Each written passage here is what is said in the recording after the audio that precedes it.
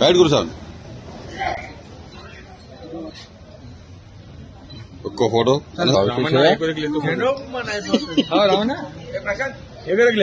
కొంచెం చేంజ్ जा भैया बेटा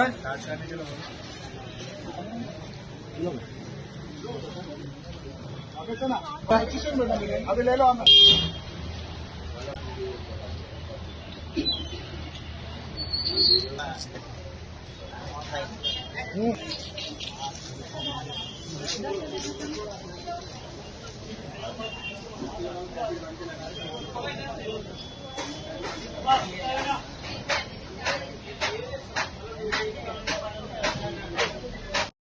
నుంచి కేరళలో భోజన వ్యవస్థ కార్యక్రమం కూడా ఈ ఆర్గనైజేషన్ నుంచి చెప్తున్నారు. అది కూడా దాదాపు 16 years నుంచి అక్కడ భోజన వ్యవస్థ కార్యక్రమం జరుగుతుంది.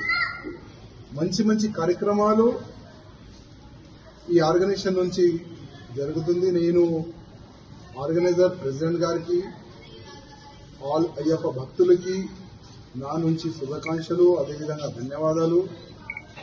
అదేవిధంగా నేను ముఖ్యమంత్రి రేవంత్ రెడ్డి గారికి ఒక రిక్వెస్ట్ చేయాలనుకుంటున్నాను. ఒక చిన్న సొసైటీ కేరళలో మా తెలంగాణ నుంచి చాలా వరకు అయ్యప్ప భక్తులు వెళ్తారు.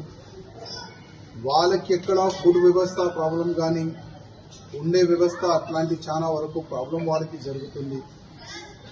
ఒక చిన్న సొసైటీకి ఒక మంచి ఆలోచన పెట్టుకొని 16 years నుంచి వాళ్ళ ఒక సేవ అక్కడ చేస్తున్నారు. తెలంగాణలో వచ్చిన ఒక కొత్త గవర్నమెంట్, కాంగ్రెస్ గవర్నమెంట్, కేరళలో ఉన్న గవర్నమెంట్కి మీకు ఒక మంచి ఒప్పందం ఉంది. మీరు కూడా కేరళ ముఖ్యమంత్రి గారికి ఒక లేఖ రాయాలని నేను మీకు కోరుతున్నాను. ఆ లేఖలో మీరు ఏం రాయాలంటే తెలంగాణ నుంచి వచ్చిన భక్తుల గురించి అక్కడ దాదాపు ఒక 10 ఎకరాల ల్యాండ్ తెలంగాణ గవర్నమెంట్కి ఇవ్వాలి. ఆ 10 ఎకరాల ల్యాండ్లో ఉండే వ్యవస్థ గురించి కొన్ని రూమ్లు కట్టాలి తెలంగాణ గవర్నమెంట్. అదేవిధంగా తెలంగాణ నుంచి వచ్చిన భక్తులకి, అయ్యప్ప భక్తులకి అక్కడ భోజన వ్యవస్థ కూడా చేయాలి. అట్లాంటి మంచి వ్యవస్థల గురించి ఒక 10 ఎకరాల ల్యాండ్ కేరళ ప్రభుత్వంకి అడగాలని నేను రేవంత్ రెడ్డి గారికి రిక్వెస్ట్ చేస్తున్నా. ఎందుకంటే కేరళకి వెళ్తే అక్కడ వేరే విధంగా మా అయ్యప్ప భక్తులకి చూస్తారు. చాలా అంటే చాలా నీచమైన ఆ దృష్టితోని చూస్తారు. అందుకోసము ఇప్పుడు ఉన్న ముఖ్యమంత్రి గారికి రిక్వెస్ట్ చేస్తున్నా, మీకు వాళ్ళకి ఒక మంచి ఫ్రెండ్షిప్ ఉంది.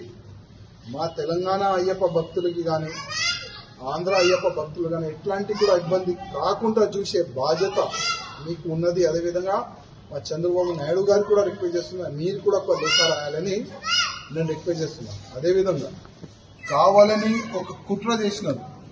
ఏ అయ్యప్ప భక్తులు శబరిమలకి వస్తారు, ఎట్టి పరిస్థితుల్లో ఈ మస్జిద్లో పోయిన తర్వాతనే ఆయనకి దర్శనం పూర్తవుతుంది, లేకపోతే అది సగం దర్శనం అవుతుందని ఒక పెద్ద కుట్ర చేసినారు. అది టోటల్ అబద్ధం, అది ఫేక్.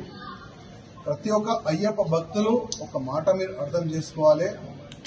ఎక్కడైనా మనం సావుని చూస్తే మనం పోయి స్నానం చేస్తాం, ఎక్కడ మనం సావు కూడా పోదాం. అంతా పవిత్రమైన మనం అయ్యప్ప మాల వేసుకున్న తర్వాత చాలా శుద్ధిగా మనం ఉంటాం.